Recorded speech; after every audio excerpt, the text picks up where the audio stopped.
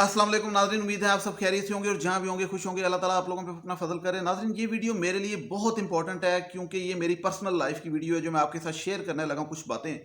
और आप लोगों के लिए, अवाम के लिए भी ये वीडियो इसलिए बहुत इंपॉर्टेंट है क्योंकि इसमें अवेयरनेस के लिए ये मैं वीडियो बना रहा हूँ कि, और क्यों बना रहा हूँ वो भी मैं आपको बताऊँगा, और क्यों बताना चाहता हूँ और क्या फ़ायदा होगा आपको। ये जब पूरी वीडियो देखेंगे आपको अंदाज़ा होगा कि ऐसा कौन सा वाक़या जिसने मेरी ज़िंदगी के नज़रिए को बदला और सब चीज़ें मेरे सोचने का अंदाज़ बदल गया। तो ये क्यों, एक ऐसा कौन सा वाक़या हुआ और क्यों ये लोगों तक बात पहुंचनी चाहिए। और ये अभी मैं आपको बल्कि सारी बात करने से पहले कुछ एक दो बातें बताता चलूँ कि ये मेरे ग्लासेस लगे हैं आज, ठीक है।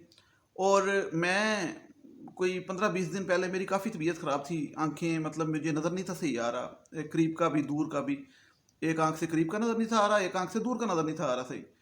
तो मैं एक डॉक्टर के पास गया, अच्छा एमबीबीएस डॉक्टर और बहुत काबल डॉक्टर, मतलब अपनी तरफ से मैं प्राइवेट डॉक्टर के पास गया क्लिनिक में, और बहुत ही अच्छे यूके के डॉक्टर पढ़े हुए।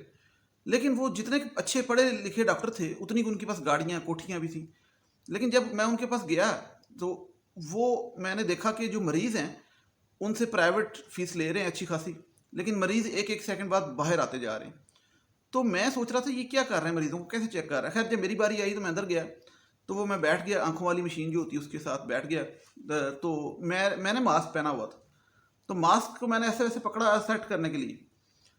तो एक बात और मैं बताता चलूँ कि कोरोना वायरस के अंदर मैंने जितनी ज़्यादा केयर की और मास्क पहना, बल्कि मैं दो दो मास्क पहन के फिरता रहा हूँ और बहुत ही कॉन्शियस रहा हूँ, क्योंकि उसकी भी क्या वजह है वो भी आपको समझ आ जाएगी। तो मैं बहुत कॉन्शियस रहा हूँ। तो मैंने मास्क पहना हुआ था, उसको मैंने जब छेड़ा तो डॉक्टर ने मुझे कहा, मेरी तरफ देखा और कहा, पता नहीं कहाँ से उठ के आ जाते हैं बेशर्म लोग, तमीज़ ही नहीं है इनको, मास्क को क्यों हाथ लगा रहे हो। और पता नहीं क्या कुछ बोलता रहा कि अभी चेक करने से पहले ही उसने अपनी तरफ से मुझे पेंचर कर दिया, मतलब ये मेरे से पूछने से पहले ही कि भाई तुम्हें क्या मसला है या कुछ। और फिर उसके बाद मैंने कहा डॉक्टर साहब आई एम रियली सॉरी, तो ये आपको मिसअंडरस्टैंडिंग हुई है, मैं मास्क नहीं उतार रहा। तो खैर डॉक्टर साहब ने मुझे पूछा क्या हुआ, तो मैंने बताया कि मुझे नज़र नहीं आता, करीब का और दूर का भी बड़ा मसला होता है, और रोशनी का बड़ा मसला है, और बड़े चक्कर आते हैं और बड़ा इश्यूज़ हैं। तो जो भी इश्यूज़ थे खैर मैंने बताए। तो डॉक्टर साहब ने मुझे एक सेकंड मशीन में देखा और एक गोली लिख के दे दी और कहा जाओ। तो मैंने कहा मुझे नज़र नहीं आता, ये मोबाइल नहीं देखा जा रहा और सब कुछ, तो आप मुझे कोई ग्लासेस का या कुछ इस तरह। मैंने कहा फ़िलहाल जाओ, 1 महीने बाद आना। अच्छा ये हमारे मुल्क में होता है कि जाओ 1 महीने बाद आना, ठीक है, ये गोली खाओ जाके। अभी मैं, तुम पहली दफ़ा आए हो तो इसलिए अभी मैं तो स्टार्ट कर रहा हूँ तुम्हें चेक करना, तुम 1 महीना तड़पो तड़फो, तकलीफ़ गुजारो, फिर आना। मैं घर आ गया, 10-15 दिन क्या 5 दिन भी नहीं गुजरे और मेरी तबीयत बहुत शदीद ख़राब हो गई, और मुझे मजबूरन एक और डॉक्टर का पता करके कहीं से, कि मतलब कोई अच्छा डॉक्टर पता लगे, और मुझे दोबारा जाना पड़ा एक और डॉक्टर के पास। और जब मैं और डॉक्टर के पास गया तो मैंने उसको जाके पहले कहा कि मेरी पूरी बात सुननी, तो ठीक है। वो डॉक्टर टोटल ऑपोजिट था, बहुत ही अच्छे तरीके से बात की। तो उसने जब देखा तो उसने मुझे ये ग्लासेस भी लगाई, दवाई भी दी और काफ़ी चीज़ें। तो उसने मुझे कहा कि आपकी जो न्यूरो सर्जरी हुई थी, ऑपरेशन हुआ था, उसकी वजह से आपकी ब्रेन में थोड़ी सी, जो आंखों पे प्रेशर पड़ा था तो उसकी वजह से अलाइनमेंट ख़राब है, और उसके असर की वजह से आपको ये सारे इश्यूज हो रहे हैं। तो खैर वो न्यूरो सर्जरी का जो इशू था वो असल इस वीडियो का मकसद था। ये जो मेरी 1.5 साल, पौने 2 साल पहले सर्जरी हुई ब्रेन की, वो असल इशू था जिसके अंदर बड़े सबक हैं, बहुत सबक हैं लोगों के लिए। तो जो इंसान है उसको शेयर करना चाहिए अपने तजर्बात लोगों के साथ, ताकि लोग सीख सकें, जो कोई मुश्किल में हो, बीमारी में हो, या बहुत सी इसमें और भी बड़ी चीज़ें हैं। और खुदा क्यों बाज़ औक़ात इंसान को मुश्किल में डालता है, इसमें ये सबसे बड़ी ज़रूरी चीज़ है कि खुदा इंसान को अपने करीब करता है। बाज़ औक़ात इंसान खुदा के, इंसान लाइफ का मतलब समझता है कि असल लाइफ तो आखिरत है। तो ये सारी चीज़ें बाज़ औक़ात बीमारी बड़ी अच्छी साबित होती है इस लिहाज से कि इंसान को जब तक सट नहीं ना पड़ती तो इंसान को समझ नहीं आती। इंसान अपने आप को फन्ने खां समझ रहा होता है कि मैं ही सब कुछ हूँ, और मुझे तो मतलब मुझसे कौन पंगा लेगा, मुझसे कौन ये करेगा। लेकिन इंसान को ये नहीं अंदाज़ा होता कि इंसान कुछ भी नहीं। तो लेकिन जो हमारे मुल्क के मसले हैं ना, कि हर दीवार पे एक बीमारी का इलाज लिखा होता है, फिर एक हकीम होता है, एक होम्योपैथिक होता है, फिर एक एलोपैथिक होता है, और ये सारे मसले भी इस वीडियो के अंदर उसके हल हैं। कुछ दिन पहले मैं एक फेसबुक पे पोस्ट पढ़ रहा था, जिस सारी मैं अभी आपको वजूहत बता रहा हूँ। तो ये जो लोग, ये वीडियो थोड़ी लंबी होगी, लेकिन जो लोग इसको सुनेंगे उनको अंदाज़ा होगा कि ये बातें करना ज़रूरी थी। तो कुछ दिन पहले मैं फेसबुक पे एक पोस्ट पढ़ रहा था, तो एक लड़के ने लिखा था कि मेरा एक बहुत ही अच्छा यंग कज़न, उसकी डेथ हो गई। और वो डेथ कैसे हुई कि उसके दिमाग में हाइड्रोस्फेरस हो गया, मेनिंजाइटिस हो गया, पानी उसका इन्फेक्शन हो गया उसके दिमाग में, सादे लफ्ज़ों में। और पानी ज़्यादा होने की वजह से दिमाग में उसकी ब्रेन हेमरेज हो गया और उसकी डेथ हो गई, या जो भी हुआ, और उसकी डेथ हो गई। तो वो जो बीमारी उसको हुई जिसकी वजह से उसकी डेथ हो गई, तो वो उस चीज़ से मैं गुजर चुका हूँ। तो मैंने सोचा कि ये क्यों उसके साथ ऐसा हुआ, इसलिए क्योंकि डायग्नोसिस, अवेयरनेस और ये इश्यूज, एक यंग बंदे की डेथ हो गई। फिर मुझे एक और वाकया याद आया कि कुछ दिन पहले मैं एक मुर्गी की दुकान पे गया गोश्त लेने। तो वो बंदा मेरा, मतलब आता जाता हूँ मैं, तो वाकफ़ है। तो मैं उससे कोई बात हो रही थी, तो कहता मेरी बेटी की शादी है। तो मैंने उससे पूछा आपके कितने बच्चे हैं, तो खुद बातों बातों में पता लगा। तो उसने कहा कि मेरी एक बेटी यंग 25-26 साल की, उसकी पिछले साल डेथ हो गई थी, साल डेढ़ साल पहले। तो मैंने कहा इतनी यंग कैसे डेथ हो गई थी? तो उसने कहा कि मुझे ये बड़ी तकलीफ से बताना पड़ता है, ये बहुत जगहों पे होता है, ये एक चीज़ नहीं है। ये मैं सिर्फ 2 वाक़यात आपको इसलिए बता रहा हूँ कि ये बहुत जगहों पे होता है, अभी भी हमारे मुल्क के अंदर। तो उसने कहा कि इसलिए डेथ हो गई उसकी कि वो, उसकी प्रेग्नेंट थी और उसका बच्चा होना था। तो उसकी जो सास थी वो उसकी फुफ्फो थी, यानी कि मेरी बहन थी। तो वो जो उसकी फुफ्फो थी मेरी बहन, वो दाई थी। ये जो दाइयाँ आपको पता, जब ज़माना इलाज नहीं था, एक हमारे माशरे में, कि ये इस तरीके से, जब ज़ाहिर बात है मेडिकल साइंस ने तरक्की नहीं की थी, लेकिन आज तक ये चीज़ चल रही है। क्योंकि अब इसमें देखें कि बाज़ सिचुएशन ऐसी होती है जहाँ पे सर्जरी बड़ी ज़रूरी होती है, इमरजेंसी। जब कुछ साल पहले सर्जरी अवेलेबल नहीं होती थी, या आप जा नहीं सकते थे हॉस्पिटल, तो औरतों की डेथ रेशियो बहुत ज़्यादा थी। तो ज़ाहिर बात है इंसान तरक्की करता है, इलाज निकलते हैं। लेकिन आज के दौर में भी शहर में रहते हुए भी लोग ऐसी हरकतें करते हैं। अच्छा, वो कहता है कि मेरी बेटी का जब डिलीवरी होनी थी, तो उसकी सास ने, यानी उसकी फूफो ने, हॉस्पिटल नहीं जाने दिया। तो वो, उसकी जो डिलीवरी थी वो नॉर्मल नहीं थी। तो अब वो जब नॉर्मल नहीं थी, तो वो होनी थी सिजेरियन, सी सेक्शन। तो उस पर भी उसने कहा कि, जो दाई थी, कि बजाय मैं हॉस्पिटल लेके जाऊँ, मतलब कॉन्फिडेंस इतना इनका होता है, मैं खुद ही से ऑपरेट करती हूँ। अब उसने खुद ही घर पे ऑपरेट किया और उससे कंट्रोल नहीं हुआ और लड़की की डेथ हो गई। और लड़की को उसी तरीके से उसने छोड़ दिया, उसी हालत में, और बच्चा निकाल लिया। अब अंदाज़ा लगाएं कि मैं इसकी डीप नहीं जाऊँगा कि ये जो मैं वाक़या बता रहा हूँ ना, मैं आपको बताने बैठूँ तो इस तरह के ढेरों वाक़यात हैं। कहता है वो मेरी बहन थी, मैंने फिर उसे क्या कहना था, उसने मेरी बेटी मार दी। तो ये वाक़या, ये जो भी मैंने आपको बताया कि एक लड़का जवान, उसकी पानी दिमाग में चला गया, और चला नहीं जाता वो, बेसिकली हर बंदे के, मैं आपको थोड़ा नॉलेज भी दे दूँ, हर इंसान के दिमाग में पानी होता है एक लेवल, ठीक है, उसमें ब्रेन फ्लोट करता है। तो वो एक झिल्ली होती है दिमाग के अंदर जो ऑब्जॉर्व करती है और पीछे कमर के थ्रू भी जाता है या आपके मोरों तक। तो वो अगर ख़राब हो जाए ये मामला, तो वो पानी, यानी कि एक लेवल से ऊपर चल जाए, तो वो, उसे वो बीमारी कह लेंगे आप। तो उसमें हुआ क्या कि उस लड़के का डायग्नोसिस टाइम पे नहीं हुआ, और वो प्रेशर नर्वस सिस्टम पे पूरे पड़ता है, दिमाग पे। और वो मैं अभी आगे जाके बताता हूँ आपको किस तरीके से पड़ता है, जो मेरे साथ हुआ। तो वो, उसकी डेथ हो गई उस लड़के की। तो ये है मामला। अब मामला आता है होम्योपैथिक, एलोपैथिक और हकीम। हर दीवार पे हर बीमारी का इलाज लिखा होता है हमारे मुल्क में, आपको पता। और यूट्यूब पे, जब से यूट्यूब आई है, बेहतरीन, मैं समझता हूँ, मजाक कर रहा हूँ, सीरियस ना ले जाना कहीं, कि हर बीमारी, हर मोटापे, हर कमज़ोरी, मर्दाना कमज़ोरी से लेके मोटापे से लेके हर चीज़ का इलाज यूट्यूब पे मौजूद है। कि यूट्यूब पे टोटकों के नाम पे आप ये खाएं, ये बीज खाएं, ये खाना खाएं, ये फलां करें, तो आप गारंटीड 15 दिन में ये कर लें, ठीक है। इवन ला इलाज बीमारियों का इलाज यूट्यूब पे पड़ा हुआ है। तो ये जो मामला है ना, ये बड़ा ख़तरनाक है, और ख़तरनाक होता जा रहा है। और हमारी अंकल, आंटियाँ, बुजुर्ग, ये हर बंदे के पास मोबाइल है, और व्हाट्सएप, बड़ी एक ना व्हाट्सएप पे चीज़ें शेयर होती हैं, और बड़ी बड़ी तकियानुस फजूल चीज़ें शेयर होती हैं। तो मैं बाज़ औक़ात मतलब दंग रह जाता है इंसान। लेकिन अब मैं अब असल चीज़ की तरफ आता हूँ, आपको सारी बात समझ आ जाएगी।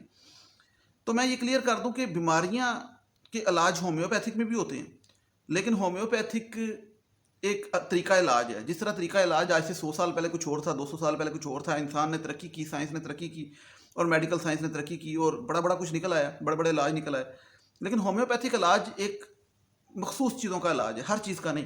कहने का मकसद ये है कि कुछ चीज़ें फ़र्ज़ करें कि इंसान का हार्ट अटैक हो जाए तो दिल का स्टंट डलना है, तो दिल का स्टंट उसने घंटे 2 के अंदर डलवाना है, ठीक है। अगर वो होम्योपैथिक लेगा, होम्योपैथिक तो 3 दिन उसको लगाएगी सोचने में जाके अंदर।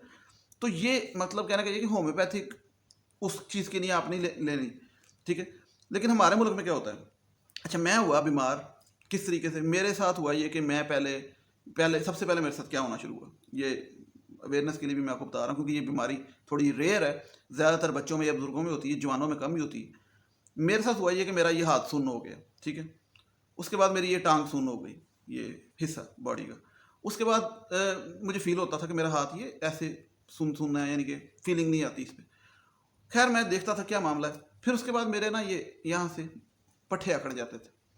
उसके बाद क्या होता था कि मेरे मतलब अगला स्टेप, मेरे कानों से ना आवाज़ आती थी जिस तरह जहाज़ गुजर रहा है, गूं गूं ना। और ये क्या होता था कि हर 5 से 10 मिनट बाद जहाज़ गुजरने की आवाज़ आती थी, तो मैं किसी से पूछता था जहाज़ गुजर रहा था, नहीं तो मुझे यह समझ आई कि नहीं कोई मामला ख़राब है। तो मैं पट्ठे खींचते थे ना मेरे पट्ठे।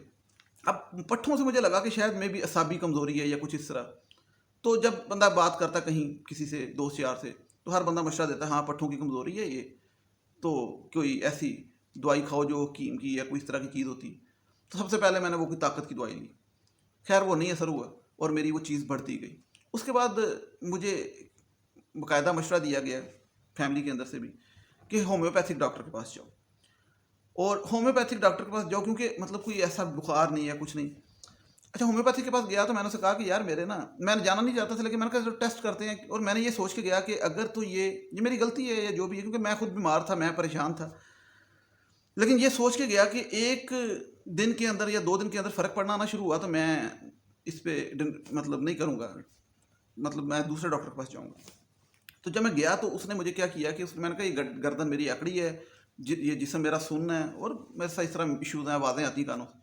उसने मेरा मुंह पकड़ा, ऐसे ऐसे हिलाया, ऐसे ऐसे हिलाया और कहा जाओ, ये वहाँ से पानी के कतरे पकड़े इतनी सी शीशी और 200 रुपया लिया, और वही पानी के कतरे वो सबको दे रहा था, गुर्दे वाले को भी मैं देख रहा था, ऑब्जर्व कर रहा था, दिल वाले को भी, सबको वही कतरे दे रहा था, ये कतरे पियो। मैंने कहा तो क्या मामला क्या है मुझे बताओ ना। कहता यहाँ पे वाल था ठीक हो गया, जाओ छुट्टी करो, यशी करो। मुझे उसी टाइम समझ आ गई कि ये मामला ऐसे नहीं है।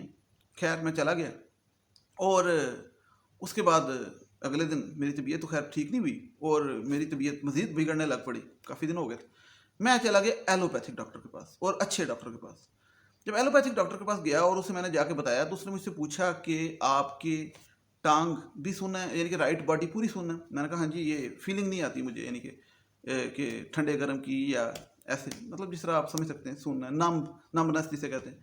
मैंने कहा ये रहती है, और अब आजकल तो ये भी होना शुरू हो गया, सुबह मैं मुंह धोऊँ, फ़र्ज़ करें फेस वॉश करूँ, तो मेरा ये जो राइट हिस्सा है इस पे मुझे फीलिंग नहीं आती, इस पे आती है, पानी की फीलिंग इधर नहीं आएगी, इधर आएगी। तो ये सिचुएशन है मेरी, हर चीज़ राइट साइड की मेरी एक किस्म की मफलूज होने की तरफ जा रही है। तो उसने मुझे चेक किया और उसने मुझे चेक करके कहा कि आपका, मैं अकेला गया था उसके पास, दिमाग में मे बी कोई मामला ख़राब हो, ठीक है, क्योंकि जो मैंने आपको चेक किया है आपके दिमाग का सीटी स्कैन होगा ब्रेन का, तो उससे पता लगेगा चीज़ों का कि क्या मामला है। तो मैंने उसे कहा कि ठीक है सीटी स्कैन कराएं। मैं बड़ा परेशान हुआ वैसे, क्योंकि मैंने कहा क्या मामला क्या है डॉक्टर साहब। तो उसने आगे से कहा कि मे बी ट्यूमर का इशू हो, ट्यूमर हो सकता है। तो उसने मुझे, मैं दरी बार डर गया, तरा निकल गया मेरा, बंदा अकेला हो डर जाता है एकदम कि मैं सोच के क्या आया था और ये क्या बात कर रहा है। खैर उधर से मैंने उसे कहा कि चलें फिर सिटी स्कैन कराएं। तो कहते नहीं नहीं सिटी स्कैन नहीं कराना। अब फिर आ जाएंगे हम पाकिस्तानी डॉक्टर की हरकतों पे कि आप अब 2 हफ्ते दवाई खाएं।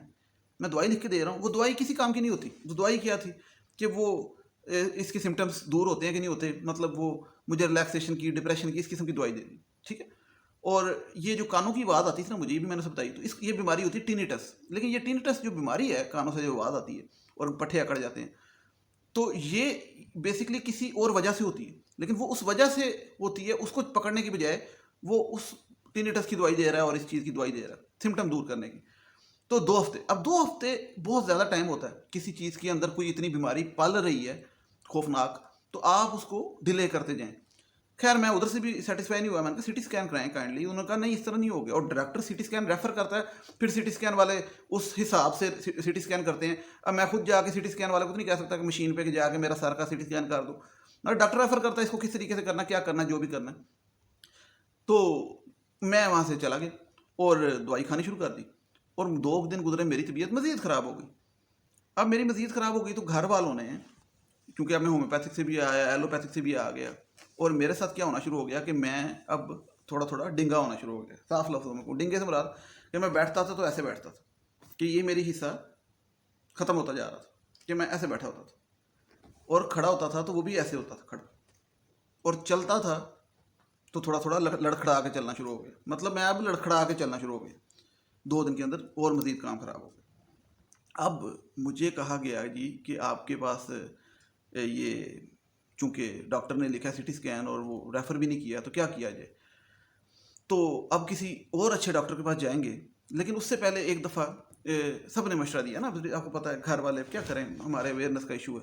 उन्होंने कहा जी एक बहुत बड़ा अच्छा होम्योपैथिक डॉक्टर, उसको एक दफ़ा चेक करा लो। मैंने कहा नहीं, मैंने नहीं कराना, लेकिन मुझे ज़ोर दिया गया, तो मैंने कहा ठीक है एक दफ़ा करा लेता हूँ। अब वो बड़े अच्छे होम्योपैथिक डॉक्टर के पास गया, तो उसे मैंने सारी बात समझाई कंप्लीट कि यार मेरे साथ ये मसला हो रहा है और मैं बहुत परेशान हूँ, और डॉक्टर ने कहा कि मेरे दिमाग का सिटी स्कैन होना है, क्योंकि उसको ख़तरा लग रहा है इस मामले का। तो आगे से हंस के कहता है इस उम्र में ऐसी कोई बीमारी नहीं होती है, इस उम्र में ऐसी बीमारी नहीं होती है। तो मैंने उसके मुंह की तरफ देखा, वाट, इस उम्र में ऐसी बीमारी नहीं होती, ये क्या बात हुई। ठीक है, तो उसने आगे से मुझे एक फिर पिंक पिंक कलर की ना गोलियां दे दी। वो गोलियां जाके, क्योंकि मैं थोड़ा सा पढ़ा लिखा हूँ तो मैं हर चीज़ सर्च करता हूँ, तो इस पर हम लोगों के माशरे में भी मेरे जैसे लोगों का मजाक उड़ाया जाता है कि गूगल पे सर्च करता है, लेकिन मैं गूगल पे यूट्यूब की तरह सर्च नहीं करता, सही सर्च करता हूँ। तो मैंने जब गोलियों को सर्च किया तो मुझे पता लगा कि वो औरतों की बीमारी की गोलियाँ थी। तो जब मैंने देखा कि अच्छा इसने मुझे औरतों की बीमारी की गोलियाँ दे दी हैं, और मैं मर्द हूँ, तो मैं तो और शौक में चला गया, इतने बड़े डॉक्टर ने ये हरकत कर दी है, लेकिन होम्योपैथिक था ना, तो ये मामला था ही नहीं होम्योपैथिक वाला। लेकिन उन होम्योपैथिक वालों का मामला क्या है, उनका मामला ये है कि वो ये नहीं कहेंगे कि हमें समझ नहीं आई, ये नहीं कहेंगे कि आप किसी और डॉक्टर के पास चल जाओ, ये कभी नहीं कहेंगे कि ये सर्जरी कराने हैं। इवन आपका हार्ट फेल हो रहा होगा, वो सर्जरी का नहीं कहेंगे होम्योपैथिक या हकीम, वो आपको अपनी फक्की देने की कोशिश करेंगे। ये ऐसे होता है, वो आपको अपनी फक्की देने की कोशिश करेंगे, बेचने की। मैं अब सबको नोट करता जा रहा हूँ कि ये डॉक्टर्स मेरे साथ कर क्या रहे हैं। और फिर मैंने, चूंकि मेरी बात रिश्तेदारों में फैल गई कि मेरी तबीयत बाकी सीरियस ख़राब हो रही है, तो मुझे एक रिश्तेदार का फ़ोन आया। उसने कहा कि एक न्यूरो सर्जन बहुत अच्छा, मैं उसके पास गया था, क्योंकि तुम्हारे दिमाग की वो बात कर रहा है डॉक्टर जिससे आप गए थे सिटी स्कैन का, तो आप उस न्यूरो सर्जन के पास जाओ। अच्छा, मैं अगले दिन ही अपॉइंटमेंट लेके अपने घर वालों के साथ उस न्यूरो सर्जन के पास चला गया।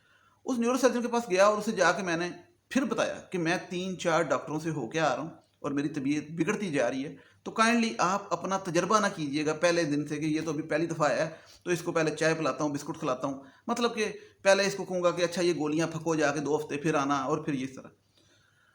अब मामला ये हो चुका था कि चूंकि उस डॉक्टर ने मुझे कह दिया था पहले वाले ने कि तुम्हारे दिमाग में कोई मसला है, तो मेरे घर वाले इस बात को तस्लीम करने पे नहीं आ रहे थे। क्योंकि हमारे घर में एक और मसला होता है, हमारे माशरे में एक मसला होता है कि हम लोग ये तस्लीम नहीं करते, डिनाइल में रहते हैं कि हमारे घर में कोई बीमारी आ सकती है, कोई खौफनाक, हमारे घर में कोई बच्चा ख़राब निकल सकता है, हमारे ये तो कहीं और होता है। ठीक है, तो वो तस्लीम नहीं कर पा रहे थे, इसलिए वो उस साइड को ना इग्नोर कर रहे थे और इस पॉजिटिव साइड पे जा रहे थे। तो इसलिए वो ना, वो हुआ क्या कि डॉक्टर था कहीं फैसलाबादी। अच्छा, डॉक्टर मुझसे पूछता है कि तुम्हारी उम्र क्या है जो तुम ये बीमारी, इतनी तुम परेशानी लग गई है। तो मैंने कहा मेरी यही कोई 30-31 साल। तो कहता इस उम्र च बीमारियाँ नहीं होंगी। तो मैंने कहा फिर ये न्यूरो सर्जन पढ़ा लिखा और वाकई न्यूरो सर्जन और मशहूर, तो इसने भी यही बात कर दी। तो मैंने कहा यार ये क्या तरीका है तसल्ली देने का।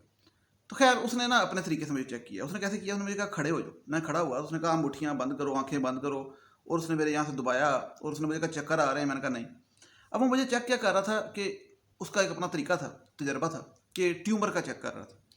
खैर उसने अब वो लाइन चेक कर ली, उसे पता लगा कि नहीं ये मामला, और सिटी स्कैन उसने भी नहीं कराया। तो मैंने उसे कहा कि मेरा कोई MRI सिटी स्कैन कराएं ताकि क्लियर हो जाए। मेरा जोर था पहले दिन से कि हर डॉक्टर के पास मैं आपको बता दूं कि डायग्नोस्टिक की तरफ जाएं, डायग्नोस करें, कि मतलब डायग्नोस किया, टेस्ट करें और मैं ये भी साथ कहता था, मैं कहा पैसों की टेंशन ना लें, टेस्ट करेंगे, मतलब होता है ना कि एक बंदा नहीं टेस्ट करा सकता, मैंने कहा टेस्ट करें प्लीज़। लेकिन डॉक्टर नहीं जी ज़रूरत नहीं है, आप ठीक है चंगे भले हैं। तो मैं कहा फिर मुझे मसला क्या है, मुझे ये जिस्म सुनना है, ये वो सारा कुछ न्यूरो सर्जन को मैंने कहा। तो वो आगे से हंस के कहता है कि और तेनों डिप्रेशन आएगा। आगे से वो मेरी वालदा और मेरा भाई बैठे हैं, वो कहते हैं जी हाँ इसको वाकई डिप्रेशन है। उन्होंने शुक्र किया कि ये डिप्रेशन की तरफ जा रही बात और ये खतरनाक बीमारी से मामला निकल रहा है। तो जब मैंने थोड़ी जिद की कि मैंने कहा नहीं मुझे ये मसला नहीं है, क्योंकि मैं अपने आप को जानता हूँ, मेरे में विल पावर है, मैं ये मामला ही नहीं डिप्रेशन वाला कि मैं टेढ़ा, डिप्रेशन से बंदा टेढ़ा होता है, ऐसे ऐसे समय ऐसे ऐसे बैठा हूँ। अब डॉक्टर अच्छा खासा वो तजर्बाकार, लेकिन ये हालात हैं पाकिस्तान में कि वो बंदा दिन में 12-12 ऑपरेशन करता है, 20-20 ऑपरेशन करता है, ऐसा डॉक्टर मैं जो आपको बता रहा हूँ जिसकी बात। तो ऐसा डॉक्टर जो दिमाग खोलता है, सारा कुछ करता है, और उसके पास इतने पेशेंट्स आते हैं, 30-35 साल का तजर्बा, और प्रोफेसर भी।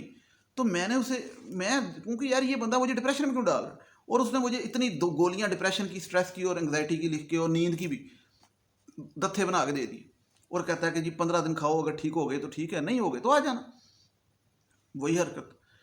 मैं घर चला गया और उसने मुझे साथ कह दिया और मेरे घर वालों को कह दिया कि इसको, ये ज़रा अंदाज़ा लगाएं कि मेरे साथ कितना जुल्म हुआ, इसको आप लोगों ने वॉक करवानी है बहुत ज़्यादा, कि ये रोज़ाना घंटा वॉक करे तेज़ तेज़, ठीक हो जाएगा।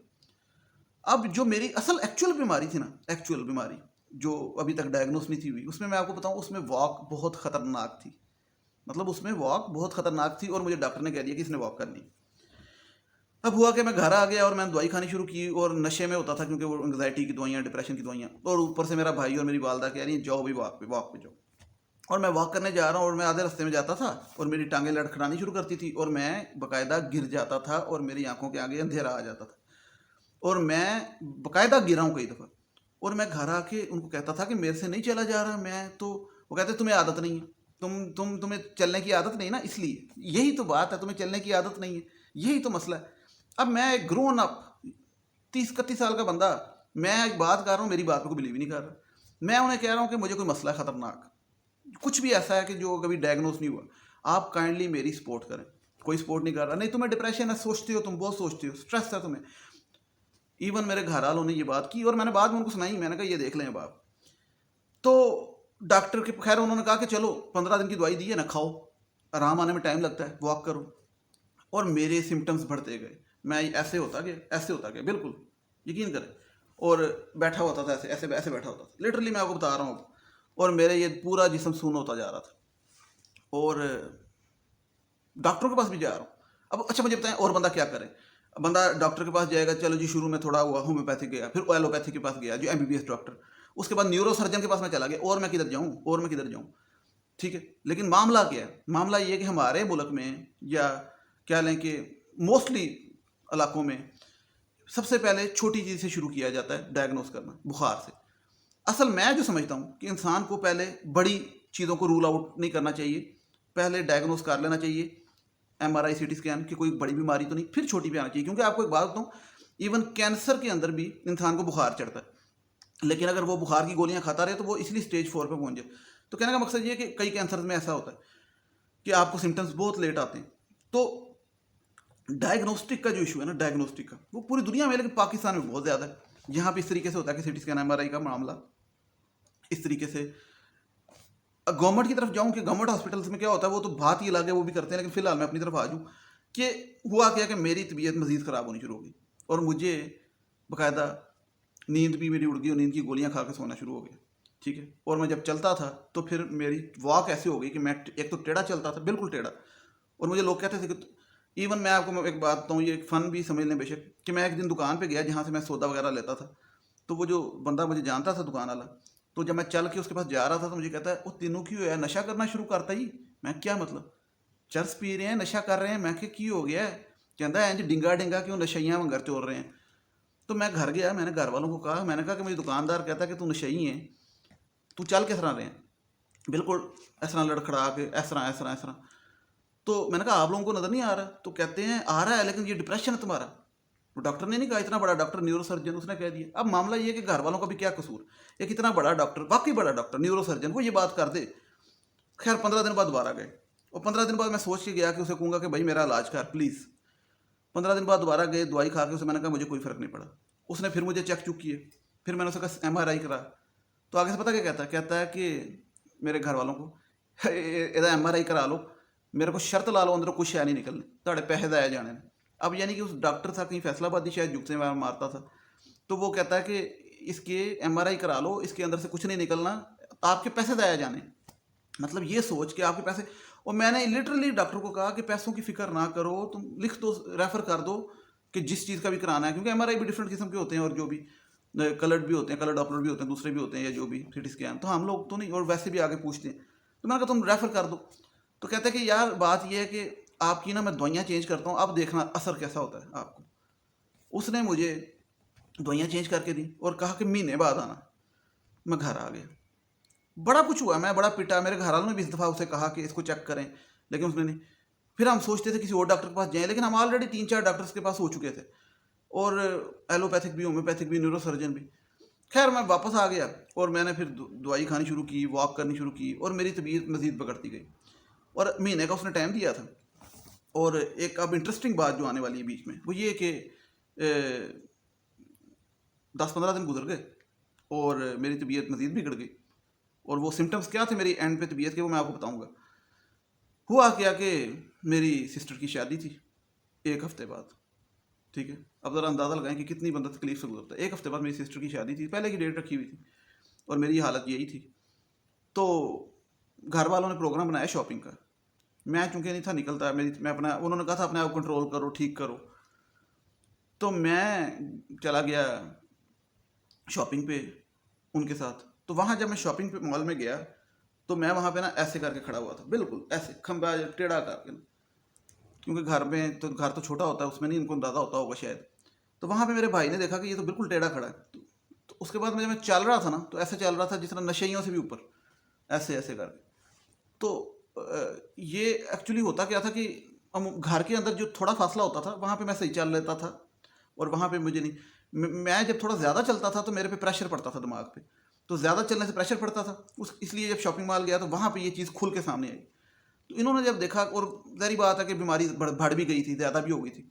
इन्होंने जब देखा कि इसकी ये हालत है और ये तो बिल्कुल ही ख़त्म हो रहा है, तो उधर ही शॉपिंग मॉल पे मेरी मामा और भाई ने आपस में बात की कि इसको जाते साथ ही कल, क्योंकि अभी डॉक्टर के पास जाने में 15-20 दिन थे, अभी इतना टाइम नहीं था, वो अभी 10 दिन हुए थे मेरा ख्याल आए, उसने महीने का कहा था, इसको जाते साथ ही डॉक्टर के पास दोबारा लेके जाते हैं। और 7 डेज़ बाद मेरी बहन की शादी थी। वो आए, हम घर वापस अगले दिन डॉक्टर के पास लेके गए, और डॉक्टर को जाके इस दफ़ा मेरे वालदा ने और मेरे भाई ने स्पेशली सख्ती से कहा कि हम इस टाइम आपके पास सिर्फ और सिर्फ आए हैं इसका MRI करवाएं। तो आगे से डॉक्टर बड़ा कहता है हंस के, वैसे अच्छा सा डॉक्टर, लेकिन तन दिया करा लो, कुछ निकलना तो नहीं। तो उसने लिख दिया MRI। मैं अब हैरान हूँ डॉक्टरों पे, मतलब होम्योपैथी का भी आपको बताया, ये भी बताया सारा। खैर मैं वहाँ से जाके MRI करवाया, और उसने कहा कि अभी आधे घंटे बाद आके चेक करवा दे, मैं बैठा हूँ। जैसे ही MRI वापस ला के चेक करवाया, तो ऐसे पकड़ के देख के पता क्या कहता है, अब आपने पहले भी उसकी बातें सुनी है, पहले कहता था कि कुछ नहीं निकलना, शर्त ला लो। MRI देख के कहता वेख्या वेख्या ना निकल आई ना बीमारी, वेख्या वेख्या ना निकल आई ना बीमारी। मैं उसके साथ बैठा हूँ, उसके मुंह की तरफ देख रहा हूँ कि मतलब यार ये कौन बंदा है, कि मतलब पहले कह रहा था कि कुछ नहीं निकलेगा और शर्त लगा लो, और अब कह रहा है वेख्या निकल आई ना बीमारी, जिस तरह मैं मना कर रहा था, मतलब ऊपर से हो गया। लेकिन वो हंस के मतलब अब मैं फंस गया हूँ कि बीमारी तो निकल आई, तो अब बीमारी बता भाई क्या है। तो अब बीमारी किस तरह बता रहे हैं मुझे अपनी तरफ से ना तसल्ली देने के लिए, कोई नहीं मसला, इतना कोई नहीं, टेंशन ना लो, तेरे दिमाग से पानी पै गया है, मैं दिमाग में तुम्हारे पानी डाल गया है, और तुम बेफिक्र हो जाओ, यहाँ से तुम्हारा दिमाग खोलेंगे, मुझे कहता है यहाँ से तुम्हारा दिमाग खोलेंगे, सर खोलेंगे, यहाँ से नाली डालूंगा, वो नाली ये पेट के नीचे तक आएगी, यहाँ तक कैविटी के पेट के अंदर, यहाँ से सुराख करके पानी का प्रेशर चेक करूँगा, वापस डालूंगा, टांके लगाऊंगा यहाँ से, और दोनों जगह से टांके लगा के बंद कर दूंगा, नाली अंदर रहेगी, वो पानी निकालती रहेगी पेट में, वो निकलता रहेगा, और पेट में कभी कभी दर्द हुआ करेगी, लेकिन वो ठीक हो जाया करेगी वॉक करने से, फिर वॉक। अच्छा, तो मैंने कहा मामला क्या है, कहता है कि भाई आपकी मेनिंजाइटिस है बीमारी, हाइड्रोस्फेरस हो गया है, और आपके दिमाग की झिल्लियाँ फूल गई हैं, और आपके वो पानी का जो लेवल है वो इस टाइम फुल पीक पे है, और दिमाग आपका बिल्कुल दबा हुआ है, और अब आप, तो हमने कहा अच्छा ऑपरेशन अब कब करेंगे, करवा सकते हैं हम। तो आगे से कहता है अच्छा आज हफ्ता है, हाँ मंगल को करा लें, मतलब 2 दिन बाद ऑपरेशन करा लें। 2 दिन बाद इतवार सोमवार मंगल 2 दिन बाद ऑपरेशन करा लें। अब बंदा यानी कि डायरेक्ट इतने अरसे से बीमारी अपनी डायग्नोस करा रहा है और फिर कहते हैं 2 दिन बाद ऑपरेशन करा लो, और मंगल को ऑपरेशन कह रहा है और जुम्मे वाले दिन के हफ्ते वाले दिन यानी कि नेक्स्ट वो मेरी बहन की शादी थी। अब सारे मतलब सोच रहे हैं कि ऑपरेशन तो ऑब्वियसली शादी से ज़रूरी है, लेकिन मतलब कराना है वो अपनी जगह, लेकिन कैसी अब मुसीबत पड़ी और क्या टेंशन पड़ी। अच्छा, अब उधर से फिर एक और अगली टेंशन सुने, वो बड़ी ज़रूरी, ये बड़ा मेरे साथ हुआ। खैर वहाँ से घर वापस आए तो आके अपने ज़ाहिर बात है अजीज़ रिश्तेदार होते हैं हमारे मुल्क में, ये बड़ा मैंने सीखा है। ये गलती हो गई, लेकिन मैं आप लोगों को इसलिए बता रहा हूँ कि आप लोगों ने ऐसा कुछ नहीं करना। ये जितना जो कुछ ये मैं आपको बता रहा हूँ, ये हमने सब कुछ गलत किया, हमें ये कुछ भी नहीं करना चाहिए था। हमें पहले दिन एमआरआई कराना चाहिए था, कभी होम्योपैथिक पे नहीं जाना चाहिए था ऐसी मामले में। और जो है जो अब मैं अगली बताने लगा हूँ वो बिल्कुल भी नहीं करना चाहिए था। मैं अपनी गलती मानता हूँ, सबकी गलती मानता हूँ, लेकिन मैं बीमार आदमी था, मुझे कोई होश नहीं थी। मैं वापस आया तो हमारे जो करीबी डॉक्टर थे रिश्तेदार, उनको बताया कि भाई, क्योंकि हम परेशान हो गए। परेशान इसलिए हो गए कि अभी कभी इस तरह की बीमारी नहीं सुनी थी, फर्स्ट टाइम इस तरह कोई कि भाई दिमाग खोलने वाली बात है, कोई छोटी बात तो नहीं। अगले हफ्ते घर में शादी की तैयारियां हो रही हैं और यहाँ पे दिमाग खुल रहा है, ये कोई आसान काम तो नहीं है। तो हमने सोचा कि सेकंड ओपिनियन ले लें कि भाई एमआरआई तो अब आ गया है, तो एमआरआई तो सारे डॉक्टर देख लेते हैं। तो हमारा एक डॉक्टर था, हमने उसको कहा कि ये आप एमआरआई किसी अच्छे न्यूरोसर्जन और को दिखा देंगे जो पाकिस्तान के। तो उन्होंने कहा कि मेरा एक न्यूरोसर्जन दोस्त है, साउथ सिटी हॉस्पिटल है कराची में, और पाकिस्तान का टॉप न्यूरोसर्जन है, जिसने कि वो डिग्री ली है स्विट्ज़रलैंड से और तजर्बा की है, जो कि पाकिस्तान में और किसी के पास नहीं है। तो मतलब कहने का उसका ये था कि ये पाकिस्तान में वाहिद न्यूरोसर्जन है जो कि बेस्ट न्यूरोसर्जन है। तो मैं उसको आपकी एमआरआई की तस्वीरें भेजता हूँ। उसने उसको एमआरआई की तस्वीरें भेजी, तो उसने आगे से कहा कि मतलब उसको कि ये तो बंदा बहुत रिस्क पे है। रिस्क किस चीज़ का रिस्क? लाइफ का रिस्क, आंखों का रिस्क। तो इसकी तो फटाफट सर्जरी बनती है, लाइफ सेविंग सर्जरी बनती है, क्योंकि ये तो इसका तो दिमाग बिल्कुल भर चुका है पानी से और इसके तो प्रेशर पड़ चुका है और इसकी तो आंखें। उन्होंने मुझसे पूछा कि आपकी आंखों के असर है, तो मैंने कहा बिल्कुल है, मुझे 2-2 3-3 नज़र आते हैं, मतलब जाते हुए लोग भी, टीवी भी। तो उन्होंने कहा कि ये तो फटाफट सर्जरी होनी चाहिए। तो वो जो डॉक्टर था वो बड़ा माहिर था इन सर्जरी इसमें। तो वो जो हमारा रिश्तेदार डॉक्टर था उसने कहा कि मैं उस डॉक्टर को कराची से बुलवाता हूँ और उसको कहता हूँ यहाँ पे आपकी सर्जरी करे, मतलब। तो खैर वो डॉक्टर किसी वजह से ना आ सका, कोई ज़ाहिर बात है वो वहाँ पे बिजी था। तो उसने कहा कि और मेरा यहाँ पे मंगल को हम लोग नहीं करवा सके, तो जो जो जो यहाँ पे ऑपरेशन होता था वो या मंगल को होना था या फ्राइडे को होना था, या मंगल को होना था या फ्राइडे को होना था, और नेक्स्ट फ्राइडे शादी थी यानी 7 डेज बाद। तो वो हुआ क्या कि हम अब ये थर्सडे का दिन आ गया, कि नहीं बल्कि सॉरी वेडनेसडे का दिन आ गया, क्योंकि मंगल का दिन गुजर गया इसी कश्मकश में। क्योंकि वो डॉक्टर ने जो मेरा डॉक्टर था जो न्यूरोसर्जन जिसने सर्जरी का कहा था, उसने ये कहा कि आप मंगल को कराएं या फ्राइडे को। तो हमने डिसाइड किया कि फ्राइडे को करा लेंगे, तो क्योंकि उसने कहा फ्राइडे तक आप करा सकते हैं। और इन्हीं कश्मकश में वैसे भी क्योंकि एक अब इतनी देर से डायग्नोस हुआ चीज़ और हमने अब सेकंड ओपिनियन तो लेना था, और क्योंकि एक ऐसा डॉक्टर जो पहले डायग्नोस नहीं कर रहा, तो हमने कहा कि जल्दबाजी नहीं करते, बिल्कुल भी करनी भी चाहिए लेकिन देख लेते हैं। तो उस डॉक्टर से हमने मशवरा किया जो कराची का था, उसने कहा कि आप फ्राइडे तक वेट कर सकते हैं, तो हमने कहा वेट कर लेते हैं। तो खैर वो वेडनेसडे का दिन आ गया, तो वो जब डॉक्टर ने दोबारा रिपोर्ट्स मंगवाई कि मतलब सारी कंप्लीट एमआरआई की तो उसने कहा कि इसके इशू ये है कि इसका दिमाग बहुत ज़्यादा भर चुका है, तो इसका ना फ्राइडे को ऑपरेशन हो जाएगा, इट्स ओके, लेकिन इसके ना मैं समझता हूँ कि इसको फटाफट लाइफ इसकी सेव करने के लिए और इसकी आंखों का प्रेशर और ये सारी चीज़ें, या इसका नर्वस का जो प्रेशर पड़ा हुआ है या कोई मसला, ये भी एक लफ्ज़ यूज़ किया था कि कोई हैमरेज वगैरह ही ना हो जाए, दिमाग की कोई नस ही ना फट जाए। तो इसलिए इसका ना जो कमर है ना, कमर वहाँ से मोरों के करीब से, वहाँ से ना एक मोटे मोटे टीके होते हैं, तो वहाँ से ना इसका लंबर पंक्चर करो। लंबर पंक्चर क्या होता है कि वहाँ से पानी निकालते हैं, दिमाग का पानी जो नीचे जाता है वहाँ से निकालते हैं, ताकि वो जो प्रेशर है वो थोड़ा सा नीचे को जाए, जो नीचे वाली जगह, और ऊपर से थोड़ा रिलीज हो।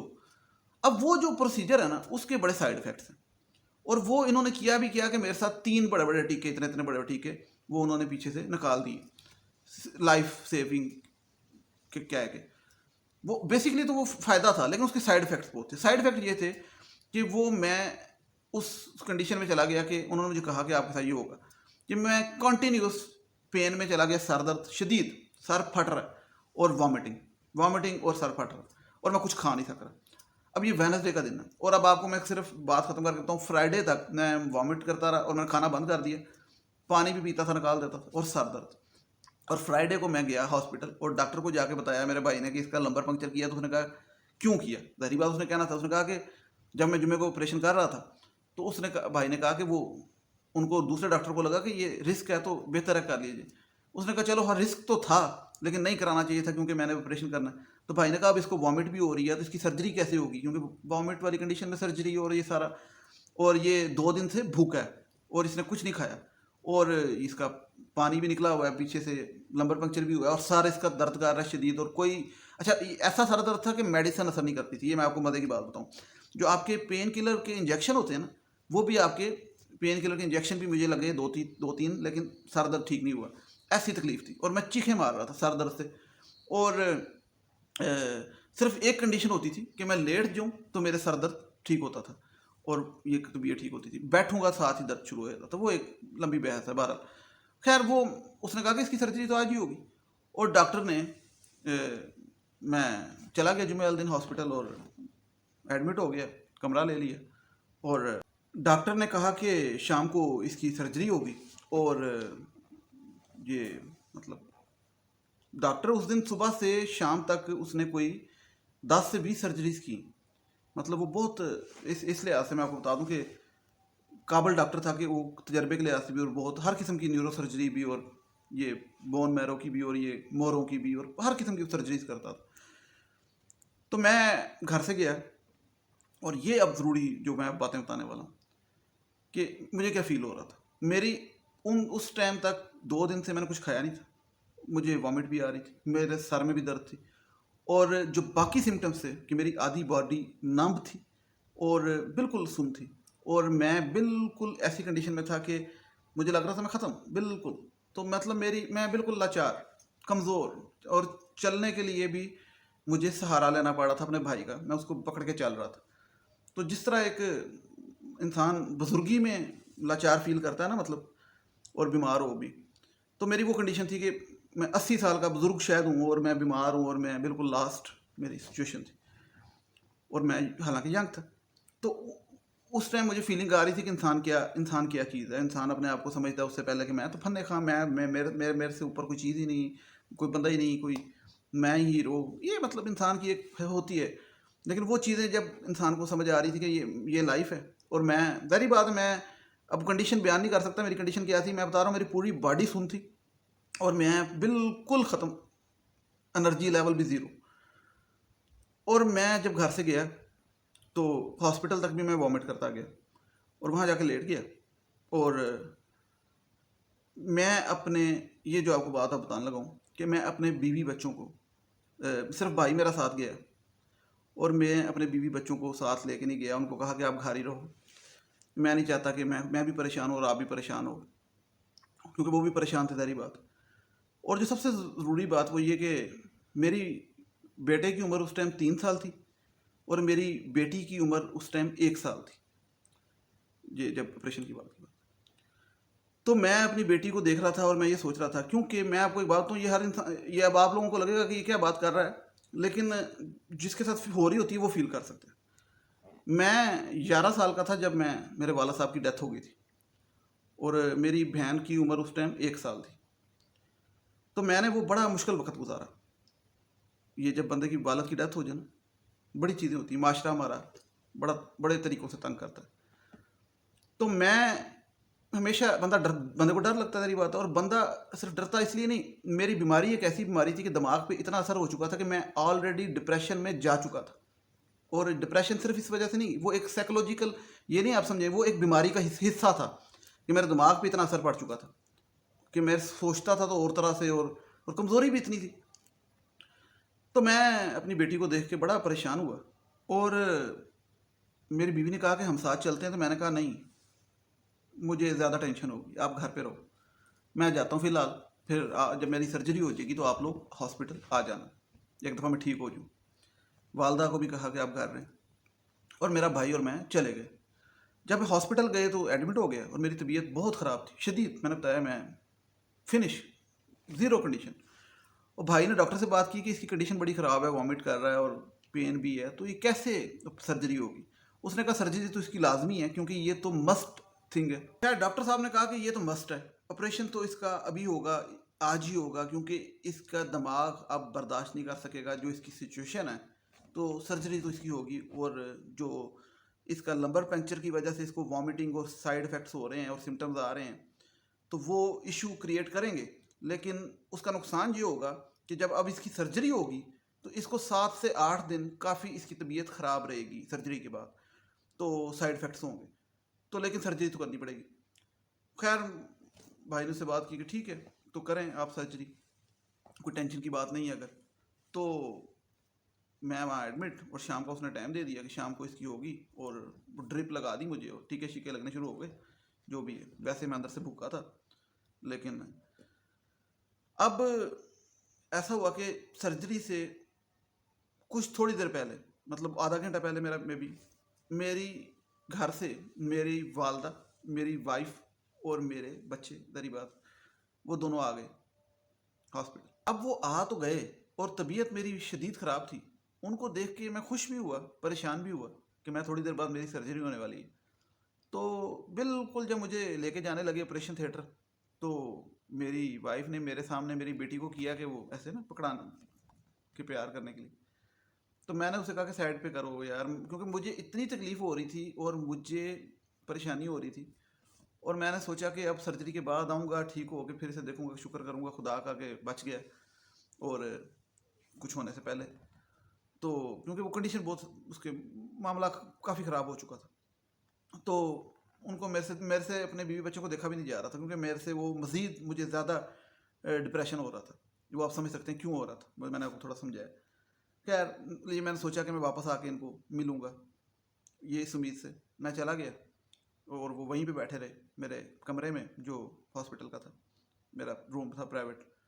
और मेरी सर्जरी के लिए मुझे लेके जाया गया, और जब मैं ऑपरेशन थिएटर गया तो वो जो नाली डलनी थी वो भी वहाँ पे आई, मैंने देखी कि ये चीज़ डलेगी, जो भी वो डब्बा था जो मेरे अंदर। तो वो एनेस्थीसिया वाले ने मेरी तरफ देखा और मुझे कहा लेट जो भाई। मैं लेट गया क्योंकि मैं नशे में था, मुझे तो कोई मतलब नशे से मुराद की मेरी तो तबीयत ही कोई नहीं थी, मुझे तो ये था कि मैं तो वैसे ही ख़त्म था, बिल्कुल ही ज़ीरो हुआ था। उसने मेरा बस हाथ पकड़ा है और यहाँ पे वो एनेस्थीसिया लगाया है वो मशीन, और मैं फिर गैब, मतलब होश मेरी ख़त्म, बेहोश। और जब सर्जरी हो गई और मैं कमरे में आ गया, और फिर मुझे कमरे में आने के बाद कोई आधे पौने घंटे बाद कमरे में आने, क्योंकि उन्होंने एनेस्थीसिया पूरा पूरा दिया था कि मैं कमरे में जैसे ही आया तो आधे पौने घंटे बाद मुझे हल्की सी होश आ गई। और एकदम जब मुझे होश आई तो सबसे पहले मुझे वॉमिट आने लगी, हालांकि खाया कुछ नहीं था, लेकिन वो जो एक कैफियत होती है, और मैं उठा और झटके से, और उस कंडीशन में उठा मैं। और उठा तो उठते साथ ही मैं दोबारा लेटा, और जब मुझे पता लगा कि अच्छा मेरी सर्जरी हो गई है, तो मैंने सबसे पहले शुक्र किया। मतलब जारी बात, मेरी कंडीशन तो नहीं थी वो इतनी होश वाली, लेकिन अंदाज़ा हो गया कि अच्छा। तो वो मेरे यहाँ से आधा सर, ये इस तरफ से मेरा आधा सर जो था वो, उसकी वो टेंड हुई थी, गांज हुई थी, क्योंकि सर को उस तरह से साफ करके, दारी बात। तो यहाँ पे पट्टियाँ थी, ठीक है, सर्जरी के वो जो टाँकों की होती। तो मैं ऐसे करके लेटा और देखा फिर अपनी बेटी को, बेटे को, दोनों को, बीवी को, माँ को, भाई को, जो वहाँ मौजूद थे, जो मेरी फैमिली। और उनको देख के थोड़ी तसल्ली हुई मुझे कि मैं वापस आ गया। उनसे मैं फिर पूछा कि हाँ ठीक हो गई है? उन्होंने कहा हाँ जी ठीक हो गई, टेंशन ना लो। अब अगला झटका कि डॉक्टर ने कह दिया कि ये अगले 8 घंटे कुछ ना खाएगा ना पिएगा। और मैं 2 दिन से भूखा था और मुझे प्यास लग रही थी। मैं पानी मांगूँ तो पानी भी ना दें, खाना भी ना दें, कुछ भी नहीं। मतलब उन्होंने कहा कि कुछ भी नहीं देना इसको 8 घंटे के लिए। तो मैं वहाँ पे उस तकलीफ़ से, ऊपर से मुझे एनेस्थीसिया का वो नशा था, और मैं, मतलब मुझे कुछ अलाउड नहीं था कि बस लेटा रहे। वो 8 घंटे खैर मैंने बड़ी मुश्किल से काटे। उसके बाद मैंने रात के टाइम भाई से कहा कि मुझे कुछ दे दो भाई कुछ अब, तो उसने वो थोड़ा जूस दिया। और खैर वो 3 दिन मैं फिर हॉस्पिटल में रहा, मुझे वो इंजेक्शन लगते रहे। और उसके बाद डॉक्टर ने कहा कि 14 दिन घर पे ये इसको ये कनोला लगा रहेगा, जहाँ से वो कनोला होता है जहाँ से टीका लगता है, और इसको 14 दिन घर पे कोई आप नर्स बुलवा के जो भी, तो इसको टीका लगवाएंगे। वो दवाई दी मुझे एंटी वायरल इन्फेक्शन की है, जो भी एंटीबायोटिक इन्फेक्शन। मतलब अब मैं बोल बोल के भी थक गया हूँ, लेकिन मुझे 14 दिन टीका लगना था घर पे। मैं घर आ गया और 5 दिन बाद उसके मेरी बहन की शादी थी। और शुक्र किया घर वालों ने कि बच गया, ठीक है, आ गया। और मैं लेट गया घर में, और वो शादी की उन्होंने अब तैयारी शुरू कर दी। क्योंकि मैंने कहा, सबने कहा कि शादी तो अब करें, क्योंकि अब जो होना था हो गया, शादी की जो भी मामले हैं। अब जारी बात है, मैं तो शिरकत उस तरीके से नहीं कर सकता।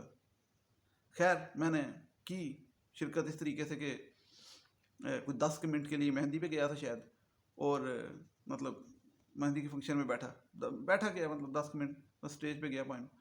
और बारात पे थोड़ी देर के लिए गया था, ले गए थे मुझे तरीके से गाड़ी में, क्योंकि मेरे साइड इफेक्ट्स बहुत ज़्यादा थे तो मैं नहीं था कर सकता। और वलीमे पे मैं नहीं था गया, मतलब मेरी आधी पिछाधी शादी मैंने थोड़ी सी अटेंड कर ली थी, लेकिन मैटर तो लाइफ करती है।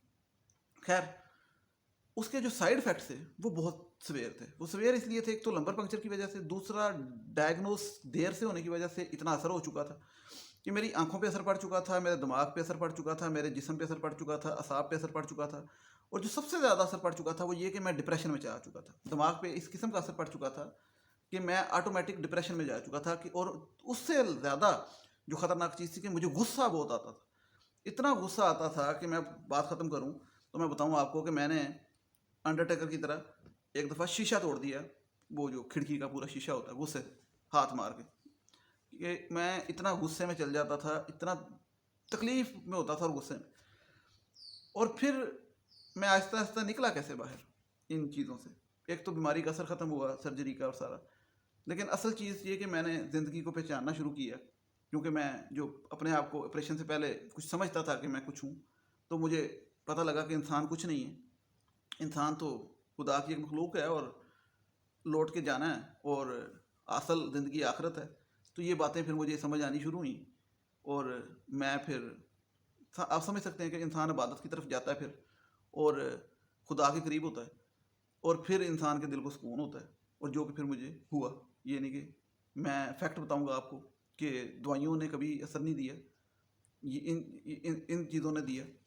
और मतलब ज़िंदगी का एक और मकसद जो मुझे समझ आया, मैं बात बड़ी लंबी हो गई है, मैं फिर कभी करूँगा, वो बड़ी ज़रूरी है जो मैं आपको बताना चाहता हूँ कि 2-3 चीज़ें आपने याद रखनी है। अवेयरनेस जो मेरा देने का मकसद था, एक तो होम्योपैथिक हर चीज़ का इलाज नहीं, हकीम हर चीज़ का इलाज नहीं, और डॉक्टर के पास जब जाएँ तो हर डॉक्टर हर चीज़ का इलाज नहीं करता। जो स्पेशलाइज के पास जाएँ तो सबसे पहले डायग्नोस कराएं चीज़ को। डायग्नोस बड़ा ज़रूरी है किसी भी बीमारी में। आपको पता है कैंसर भी फर्स्ट स्टेज पे डायग्नोस हो जाए तो इलाज नहीं है, लेकिन नहीं होता डायग्नोस।